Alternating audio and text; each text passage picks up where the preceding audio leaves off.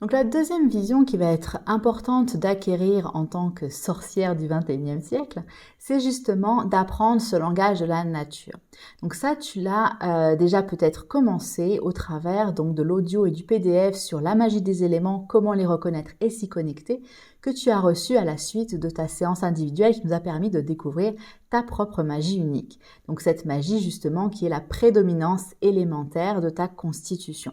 Puisque oui, comme tu l'as bien appris avec ça et comme j'ai pu t'en parler déjà, tout ce qui nous entoure, tout ce qui est présent dans l'environnement et qui a été créé de manière naturelle, je suis en train de te dire, est composé de ces 4 éléments, de la terre, de l'air, du feu et de l'eau. Toi-même possèdes ces 4 éléments dans des proportions spécifiques qui créent un petit peu ce code génétique élémentaire pour toi et qui crée cette constitution et donc cette magie unique que tu possèdes. Cette magie unique étant la prédominance élémentaire que tu présentes dans toutes les sphères de ta vie et qui peut se composer d'un voire de 2 éléments le plus souvent. Pourquoi est-ce que c'est important? Donc, comme tu l'as pu le voir dans ce PDF, cet audio que je t'ai fourni, les éléments en fait présentent tous des qualités sensorielles, des qualités plus énergétiques et plein d'autres choses auxquelles on peut relier chacun des éléments. Et en fait, c'est assez naturel pour la personne quand tu parles d'un élément, tu dis voilà, la terre c'est quoi pour toi ou le feu c'est quoi pour toi. De manière instantanée, tu vas avoir une image qui vient en tête, tu vas penser à quelque chose spécifiquement. Donc c'est quelque chose qui, encore une fois, on rentre dans cette capacité très empirique d'observation du monde. D'où le fait que je dis souvent que cette vision des 4 éléments, c'est un petit peu comme mettre des lunettes filtres qui te permettent de voir tout ce qui t'entoure, que ce soit les personnes, les situations, les choses que tu manges, que tu bois, etc., les activités. Tout ça, tu vas le voir au travers de ce fil des 4 éléments, comme si du coup les secrets de la nature, donc tu pouvais commencer à décrypter un petit peu l'envers du décor de la nature et tu vois comment les choses sont articulées et comment elles fonctionnent. Pourquoi ça va être important dans cette vision de la sorcière? Puisque bien évidemment, comme toute chose, les plantes et les huiles essentielles vont présenter aussi une prédominance élémentaire. Et donc, c'est ça qu'on va apprendre à reconnaître, que tu vas voir dans les différents modules ensuite. On va voir certaines plantes, certaines huiles essentielles dédiées à certains systèmes.